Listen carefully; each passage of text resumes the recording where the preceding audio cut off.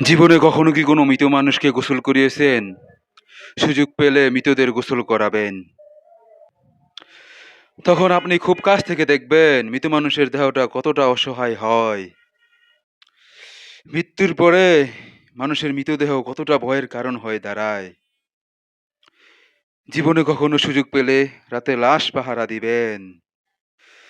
তখন খুব ভালো করে বুঝতে পারবেন মৃত্যুর পরে আপনার প্রিয় মানুষের লাশ আপনার নিকট কতটা অদ্ভুত লাগে। সেই প্রিয় মানুষের লাশ কতটা ভয়ের কারণ হয়ে ওঠে এবং কতটা আতঙ্কের কারণ হয়ে ওঠে আপনার নিকট। জীবনে কখনো সুযোগ পেলে মৃত ব্যক্তির শরীরে হাত রেখে কিছুক্ষণ স্পর্শ নিবেন। আপনি তখন খুব ভালোভাবে উপলব্ধির সুযোগ পাবেন এই পৃথিবীতে বিশাল ধন সম্পদ রেখে যাওয়া, প্রতিপত্তি রেখে যাওয়া মানুষগুলো মৃত্যুর পর কত নির্জীব রূপ ধারণ করে, কত নিস্তব্ধ হয়ে যায়। জীবনে কখনো সুযোগ পেলে আপনজনদের লাশ কবরে নামাবেন। শেষবারের মতো মৃতদেহের মুখটি দেখবার চেষ্টা করবেন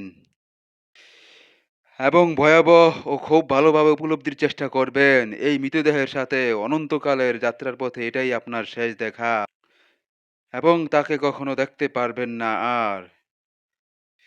জীবনে কখনো সুযোগ পেলে মাঝে মধ্যে গিয়ে কবরস্থানে দাঁড়াবেন এবং সময় পেলেই দাঁড়ানোর চেষ্টা করবেন।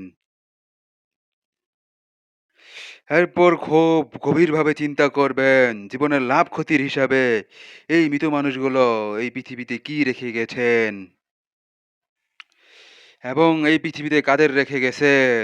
যাদের রেখে গেছেন তারা কি কখনো এই মৃত মানুষগুলোকে স্মরণ করে কখনো কবরস্থানের আশেপাশে আসে?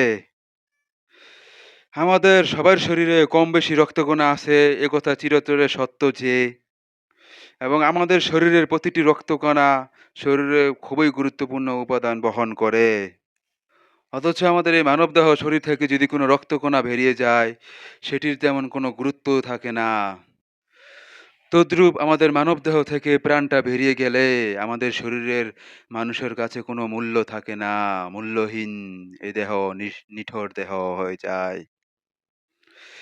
আসলে আমাদের জীবনটা বড় বৈচিত্র্যময়। বেঁচে থাকতে আমরা এর জন্য, ওর জন্য কত মায়া দেখাই, কত ভালোবাসা দেখাই। এ আমার ছেলে, সে আমার মেয়ে, এ আমার ভাই, সে আমার বোন। অথচ আপনি আমি মারা গেলে ওই মানুষগুলাই সবাই রাখে বেশি তোড়জোড় শুরু করবে। কিভাবে দ্রুত এই মৃতকে দাফন করানো যায়, কবরস্থ করা যায়। কত দ্রুত মৃতকে কবরস্থ করা যায় সেই চিন্তায় সবাই ততষ্ট থাকে, ব্যস্ত থাকে। আমাদের এই জীবনটা আসলে খুবই সাময়িক ও অল্প সময়ের জন্য। এই সাময়িক অল্প জীবনটা বড়জোর ৫০, ৬০, ৭০, বড়জোর ৮০ বছরের সমষ্টি। অথচ এই জীবনে আমরা কখনো মৃত্যুর কথা না ভেবে কিভাবে অঢল সম্পদের অর্জন করা যায়, অঢল সম্পদের মালিক হওয়া যায়, সেই চিন্তায় সবসময় বিভোর থাকি।